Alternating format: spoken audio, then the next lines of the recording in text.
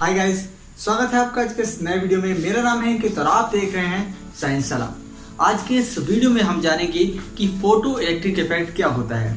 तो बिना देर किए वीडियो को शुरू करते हैं। तो दोस्तों, सबसे पहले हम अपने टॉपिक को देखते हैं। हमारे टॉपिक का नाम है फोटो इलेक्ट्रिक इफेक्ट। दोस्तों, फोटो इलेक्ट्रिक इफेक्ट का मतलब ये हुआ कि फोटो मीन्स फोटोन, यानी कि लाइट का पार्टिकल। ये जो फोटोन है, लाइट का पार्टिकल। अब इस लाइट के पार्टिकल की वजह से इलेक्ट्रिसिटी का जनरेट होना, यानी कि इलेक्ट्रिसिटी को कौन जनरेट करता है, किसकी वजह से होती है? इलेक्ट्रॉन की वजह से होती है। इसका मतलब ये हुआ कि लाइट, यानी कि लाइट के पार्टिकल फोटोन की वजह से इलेक्ट्रिसिटी का जनरेशन या इलेक्ट्रॉन का जनरेट होना फोटो इलेक्ट्रिक इफेक्ट बोला जाएगा। ठीक है, तो इसमें हुआ क्या? सबसे पहले दोस्तों 1857 में एक साइंटिस्ट थे, एच हर्ट्ज। ठीक है, इन्होंने एक एक्सपेरिमेंट जो था वो परफॉर्म किया और उससे कुछ रिजल्ट सामने आए। ठीक है, तो एक्सपेरिमेंट क्या था? इन्होंने बताया कि अगर हम कोई भी एक मेटल की प्लेट लें, अगर हम एक मेटल की प्लेट को सामने से आ रही किसी भी लाइट, किसी भी एक सर्टेन फ्रीक्वेंसी की जो लाइट बीम होती है, रे है, उसके बीच में रख दें। ठीक है, इधर से ये लाइट की बीम आ रही थी, उसके बीच में हमने क्या करें, मेटल की प्लेट को प्लेस कर दें। तो क्या होगा? जब वो लाइट उस पर स्ट्राइक करेगी तो उसकी वजह से उसकी सरफेस जो होगी, मेटल की प्लेट की सरफेस जो होगी, उससे इलेक्ट्रॉन का जनरेशन शुरू हो जाएगा। इलेक्ट्रॉन जो होंगे वो जनरेट होने लगे, निकलने लगे। ठीक है, एमिट होंगे उससे। तो ये जो प्रोसेस है, इन्होंने इसको नाम दिया फोटो इलेक्ट्रिक इफेक्ट। ठीक है, अब यहाँ पे थोड़ा सा लाइट के बारे में समझते हैं। जैसे कि मैंने आपको बताया, अभी कंफ्यूजन होगी, इसके लिए मैं आपको पहले से थोड़ा समझा देता हूं कि इसमें जो इन्होंने लाइट की बीम दे रखी है वो कैसी होगी दोस्तों? उसकी एक सर्टेन फ्रीक्वेंसी होगी। क्या होगी दोस्तों? फ्रीक्वेंसी होगी। अब ये सर्टेन फ्रीक्वेंसी का मतलब क्या है? आपको पता है कि हमारा विजिबल लाइट स्पेक्ट्रम जो होता है, जिसमें हमारा आता है वेवग्योर, ये आपने पिछली कक्षाओं में, पिछली क्लासेस में देख रखा होगा। तो वेवग्योर जो होता है, ये हमारा बोला जाता है विजिबल लाइट स्पेक्ट्रम। यहां पर इसकी अपनी क्या होती है दोस्तों?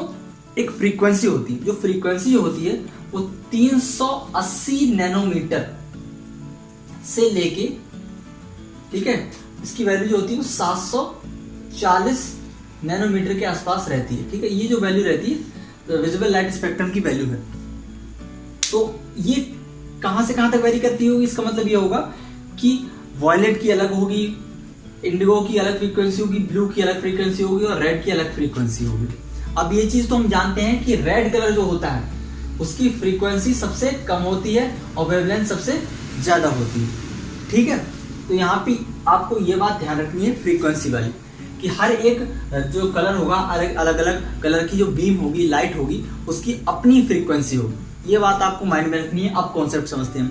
तो कॉन्सेप्ट ये कहता है कि किसी भी एक फिक्स्ड फ्रीक्वेंसी की जब लाइट इस पर स्ट्राइक करेगी तो उससे इलेक्ट्रॉन वो जनरेट करेगी।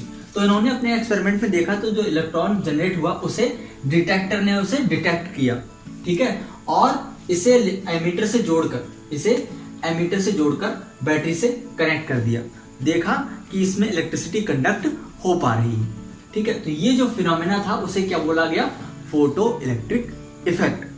अब इस फोटो इलेक्ट्रिक इफेक्ट के होने के बाद इन्होंने 3 रिजल्ट्स निकाले। वो 3 रिजल्ट्स क्या थे, हमें इस वीडियो में समझना है कि फोटो इलेक्ट्रिक इफेक्ट हमें क्या क्या चीजें बताता है, इस ऑब्जर्वेशन से हमें क्या मिला। तो देखिए, उसको हम समझते हैं। ठीक है, उसे हम देखते हैं कि वो क्या हमें बातें पता चल रही है उनके एक्सपेरिमेंट से। तो पहली जो चीज जो हमारे सामने आती है दोस्तों, पहली जो चीज हमारे सामने आती है वो ये आती है कि सबसे पहले जो लाइट की बीम आ रही है एक सर्टेन फ्रीक्वेंसी की, वो जैसे ही इस मेटल प्लेट पर स्ट्राइक करेगी, जैसे ही उस पर स्ट्राइक करेगी, उसी समय प्लेट से इलेक्ट्रॉन का क्या होगा? एमिशन होगा। क्या होगा? एमिशन होगा। यानी कि जो बीम उस पर स्ट्राइक करेगी और इलेक्ट्रॉन का एमिशन होगा, इन दोनों प्रोसेस के बीच में किसी भी तरीके का कोई लैग देखने को नहीं मिलेगा। स्ट्राइक होने के साथ ही इलेक्ट्रॉन का एमिशन भी होगा। तो ये पहला रिजल्ट निकल के आया। दूसरा रिजल्ट ये निकल के आया कि जैसे जैसे जो लाइट की इंटेंसिटी है, जैसे जैसे लाइट की क्या होगी दोस्तों, इंटेंसिटी, या हम बोल सकते हैं दोस्तों ब्राइटनेस। क्या बोल सकते हैं, ब्राइटनेस। जैसे जैसे लाइट की इंटेंसिटी या ब्राइटनेस इंक्रीज होगी, ठीक है, वैसे वैसे क्या होगा, नंबर ऑफ इलेक्ट्रॉन्स, वैसे वैसे नंबर ऑफ इलेक्ट्रॉन्स की जो अमाउंट होगी वो बढ़ती जाएगी। सपोज दैट पहले लाइट की इंटेंसिटी इस पर कम आ रही है, इस पर कम इंटेंसिटी के साथ लाइट स्ट्राइक कर रही है, तो जो इलेक्ट्रॉन का एमिशन होगा, इससे इलेक्ट्रॉन जो निकलेंगे, उत्सर्जित होंगे, उनकी संख्या होगी, उनका नंबर जो होगा वो बहुत कम होगा। और उसी समय हम उसकी इंटेंसिटी को बढ़ा दें, यानी ब्राइटनेस ज्यादा कर दें। लाइट आ रही थी, जिस भी कलर की, जिस भी फ्रीक्वेंसी की लाइट आ रही है, उसकी हमने ब्राइटनेस और ज्यादा बढ़ा दी, तो क्या होगा, ज्यादा इलेक्ट्रॉन जो होंगे वो ज्यादा मात्रा में निकलने लगेंगे, उनकी अमाउंट ज्यादा हो जाएगी। ठीक है, आपको यहाँ पे बात ध्यान रखनी है। अब तीसरी चीज दोस्तों निकल के आती है, तीसरा रिजल्ट जो हमारे सामने आता है वो ये आता है कि इस मेटल की प्लेट से, सपोज दैट आपके पास एक मेटल की प्लेट है, उस मेटल की प्लेट से आपको इलेक्ट्रॉन एमिट कराने हैं। किसकी हेल्प से, लाइट की बीम, ये जो बीम आएगी, लाइट की रे आएगी, उससे आपको इससे इलेक्ट्रॉन एमिट कराने हैं। तो वो इलेक्ट्रॉन एमिट तभी करेंगे जब उसके लिए हम मिनिमम रिक्वायर्ड फ्रीक्वेंसी की रे उस पर स्ट्राइक करें। यानी कि हमारे लिए इस मेटल प्लेट पर जो हमें लाइट इस पर डालेंगे, उसकी अपनी क्या होनी चाहिए दोस्तों, एक मिनिमम फ्रीक्वेंसी होनी चाहिए उस लाइट की, जो कि हम इस पर स्ट्राइक करने वाले हैं। तो इस फ्रीक्वेंसी को क्या बोलेंगे, minimum frequency required to emit the electrons, ठीक है, फ्रॉम ए मेटल प्लेट। तो उस मिनिमम रिक्वायर्ड फ्रीक्वेंसी को बोला जाता है दोस्तों थ्रेशोल्ड फ्रीक्वेंसी। ठीक है, इसे हम बोलते हैं थ्रेशोल्ड फ्रीक्वेंसी, जो कि रिक्वायर होती है किसी भी मेटल सरफेस से इलेक्ट्रॉन को एमिट करने में। अगर दोनों दोस्तों आप बहुत अंतर समझना है, अगर हम ये फ्रीक्वेंसी प्रोवाइड ना करा पाए, भले हम उसकी इंटेंसिटी बढ़ा दें, ब्राइटनेस को और ज्यादा बढ़ा दें, लेकिन अगर उस गिर रही बीम की, उस गिर रही लाइट की अगर फ्रीक्वेंसी उतनी नहीं है जितनी वो रिक्वायर कर रही है मेटल प्लेट, जितनी उसकी रिक्वायरमेंट है, अगर हम उस फ्रीक्वेंसी नहीं दे पा रहे हैं, तो कितने ही समय तक हम ज्यादा ब्राइटनेस भी दे दें, ज्यादा इंटेंसिटी भी दे दें, तब भी वो लाइट जो है वो, तब भी उससे इलेक्ट्रॉन जो वो नहीं निकल पाएगा। तो ये खेल है फ्रीक्वेंसी का और इंटेंसिटी का। इंटेंसिटी का मतलब ये होता है ब्राइटनेस। ठीक है, कहने का मतलब ये है कि जो लाइट अगर आ रही है, वो उस लाइट में लाइट के कितने पार्टिकल शामिल हैं। ठीक है, लाइट आ रही है, कितने पार्टिकल लेकर चल रही है। तो अगर एक लाइट की रे में ज्यादा मात्रा में, ज्यादा अमाउंट में फोटोन यानी लाइट के पार्टिकल प्रेजेंट हैं, ठीक है, तो हम इसका मतलब समझ सकते हैं कि लाइट बहुत ज्यादा ब्राइट है, वो बहुत ज्यादा इंटेंस है। और फ्रीक्वेंसी जो होती है वो एक अलग पैमाना है। ठीक है, उसका साइज मैंने आपको बताया था, नैनोमीटर में नापते हैं, साइज होता है वेव्स का। ठीक है, उसके लिए मैंने सेपरेट वीडियो बना रखी थी, उसमें मैंने वो चीज़ें एक्सप्लेन कर रखी है कि फ्रीक्वेंसी क्या है, वेवलेंथ वगैरह क्या है। ठीक है, तो आप प्रीवियस पार्ट्स हमारे देख सकते हैं, उसमें हमने लाइट के डुअल नेचर को भी एक्सप्लेन कर रखा है। तो यहाँ पर 3 बातें निकल के आई दोस्तों, बहुत आपको अच्छे से याद रखनी है। ये केवल इतना नहीं है कि कोई भी लाइट स्ट्राइक करे, इलेक्ट्रॉन निकले, उसको हम फोटो इलेक्ट्रिक इफेक्ट बोलते हैं। जो मेन बातें वो आपको समझनी है कि पहला, कि जैसे ही लाइट स्ट्राइक करती है उसके साथ ही इलेक्ट्रॉन एमिशन होता है, उसमें कोई भी लैग नहीं आता। दूसरी क्या थी, दूसरी ये थी कि जैसे जैसे लाइट की इंटेंसिटी या ब्राइटनेस हम बढ़ती है, वैसे वैसे नंबर ऑफ इलेक्ट्रॉन्स जो होते हैं वो बढ़ने लगते हैं, उसका एमिशन ज्यादा होने लगता है। तीसरा जो होता है कि किसी भी मेटल प्लेट से इलेक्ट्रॉन को निकालने के लिए मिनिमम फ्रीक्वेंसी रिक्वायर्ड होती है, जिसे हम थ्रेशोल्ड फ्रीक्वेंसी बोलते हैं। ठीक है, तो ये तो हो गए इसके कुछ रिजल्ट्स। अब आगे हम बात करते हैं। तो गाइस, इस एक्सपेरिमेंट से जुड़े हुए हमने तीनों रिजल्ट्स देख लिए और समझ लिए। अब इसमें हमारे सामने एक पॉइंट आया, थ्रेशोल्ड फ्रीक्वेंसी। जो थ्रेशोल्ड फ्रीक्वेंसी है उसके लिए हम गाइस जो न्यू नॉट फ्रीक्वेंसी होती है उसके लिए हम न्यू से दिखाते हैं, और ये हमारी जो थ्रेशोल्ड फ्रीक्वेंसी है उसके लिए हमने न्यू नॉट से दिखाया हुआ है।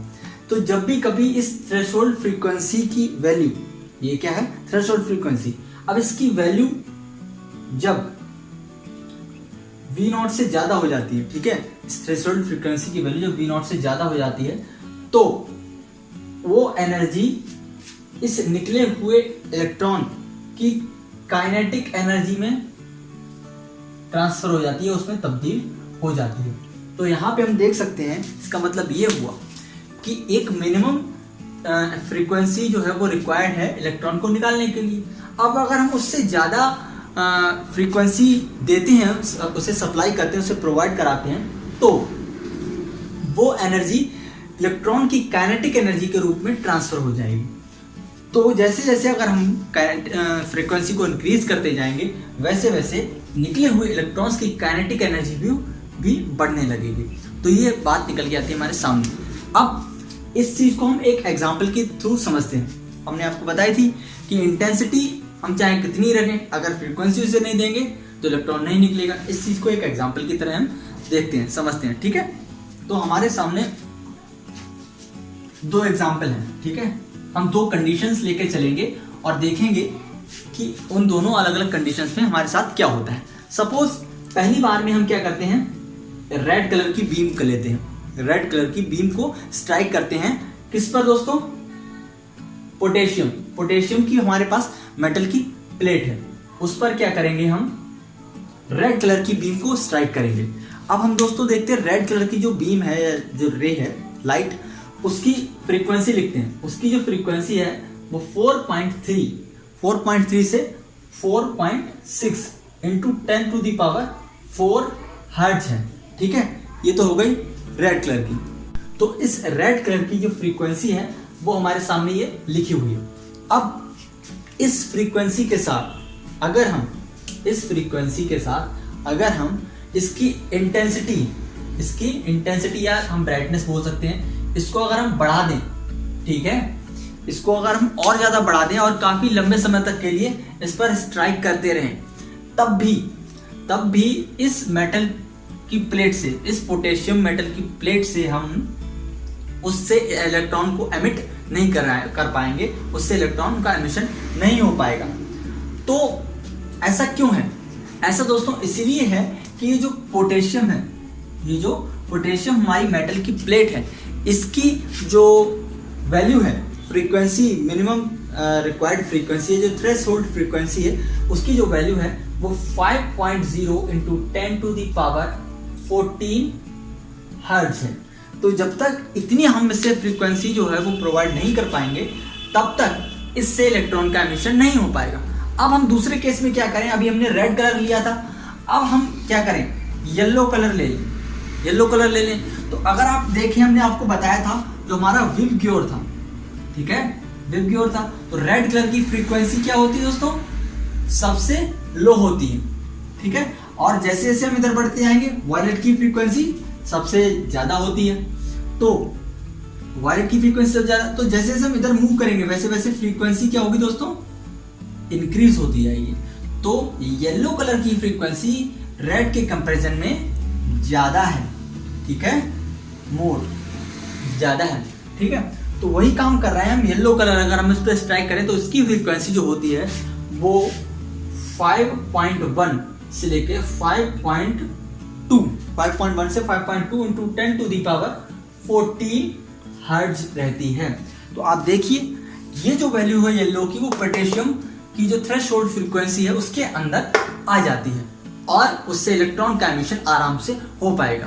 तो अब आप बात समझ गए होंगे कि ये थ्रेशोल्ड फ्रीक्वेंसी एक्चुअली में क्या चीज होती है, ठीक है। और इसकी वैल्यू थोड़ी सी इससे ज्यादा है, ठीक है, उससे ज्यादा, ये कम तो नहीं, रिक्वायर्ड फ्रीक्वेंसी हम इसे दे रहे हैं, तो इसकी जो एनर्जी होगी वो इलेक्ट्रॉन की काइनेटिक एनर्जी में ट्रांसफर हो जाएगी, या काइनेटिक एनर्जी उसकी बढ़ जाएगी, ठीक है।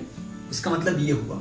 इस तरीके से फोटो इलेक्ट्रिक इफेक्ट पूरा हमारे सामने निकल के आता है, ठीक है। अब आगे हम कुछ थोड़ी सी बात करते हैं। ये तो था जो हमारे हेनरी हर्ट्ज थे, उनका एक एक्सपेरिमेंट था, उससे निकले हुए ये सारे रिजल्ट्स थे।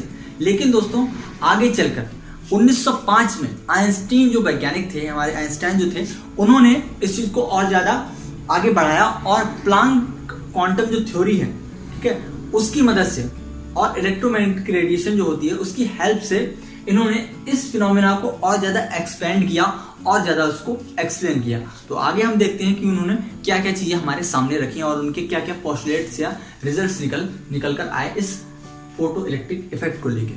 तो दोस्तों 1905 में आइंस्टीन ने अपनी Planck quantum theory of electromagnetic radiation में इस चीज को और ज्यादा समअप कर दिया। जितने भी इसके रिजल्ट्स या पोस्टुलेट्स निकल के आए थे उसको समअप करके इन्होंने बताया कि जैसे जैसे हम किसी भी मेटल की प्लेट पर फ्रीक्वेंसी को, ठीक है, जैसे हम क्या बोलते हैं न्यू बोलते हैं, ठीक है, फ्रीक्वेंसी जो होगी वो अगर इंक्रीज होगी तो क्या होगा दोस्तों, जो इलेक्ट्रॉन होंगे उसकी काइनेटिक एनर्जी जो होगी वो भी इंक्रीज होती रहेगी। और जैसे जैसे अगर हम उसकी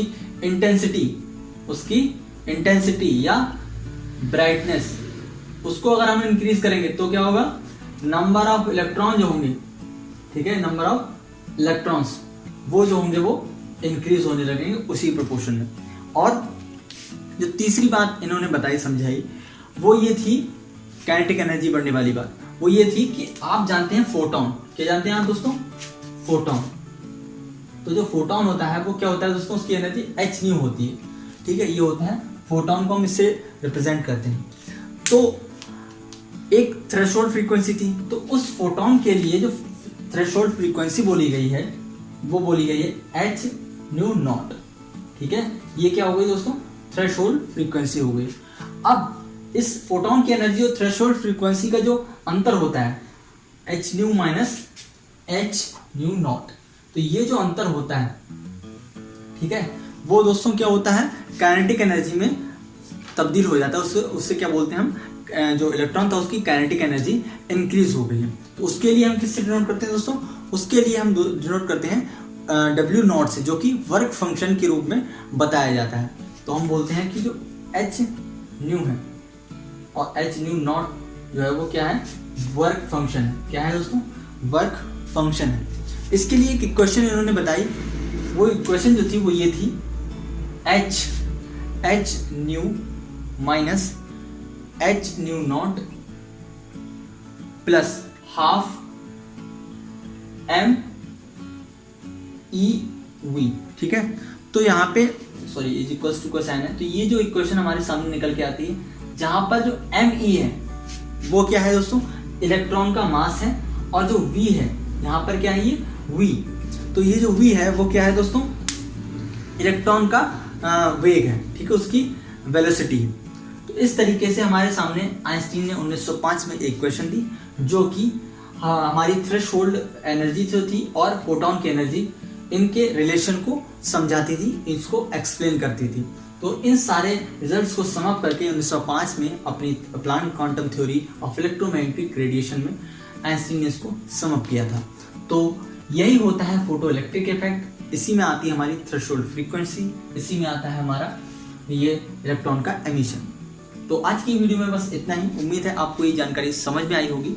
और अगर इसके कुछ जो मेटल्स हैं, जो मेटल प्लेट होती है, उनकी कुछ अलग अलग वैल्यूज दे रखी है, मैंने यहाँ पे नोट कर रखी है, आप देख लीजिए, आपको बता दे रहा हूँ। लिथियम है, सोडियम है, और यहाँ पे पोटेशियम भी दिया हुआ है, Mg भी दिया हुआ है। यहाँ पे लिखी हुई है 2.42, 2.3, 2.42, 2.3, इस तरीके से वैल्यूज होती हैं। आपकी बुक में भी दे रखी होंगी, आप NCERT की जो बुक है उसमें आप देख सकते हैं, ठीक है। 2 या 3 मेटल्स की आप याद कर लीजिए, कभी भी पूछ ली जाती हैं या कोई जनरली याद करने के लिए ज़रूरी है। तो आज की वीडियो में बस इतना ही। वीडियो अगर पसंद आए तो वीडियो को लाइक करें, अपने फ्रेंड्स के साथ इस वीडियो को जरूर शेयर करें। मैं मिलूंगा हमारी अगली वीडियो में, तब तक के लिए आप चैनल के साथ बने रहें और रेगुलर हमारी जो प्लेलिस्ट है उसमें जाकर आप किसी भी वीडियोस को ढूंढ सकते हैं, और रेगुलरली हम उस पर और ज़्यादा वीडियोस बनाते रहेंगे, उसमें चैप्टर्स धीरे धीरे ऐड होते रहेंगे। तब तक के लिए गुड बाय। तो जो विवग्योर होता है, ये जो हमारा क्या बोला जाता है, विजिबल लाइट स्पेक्ट्रम बोला जाता है। इसकी अपनी एक फ्रीक्वेंसी होती है, ठीक है, तो वो कितनी होती है जो अरे तैयार एक ट्रे को ना बन पाए वीडियो।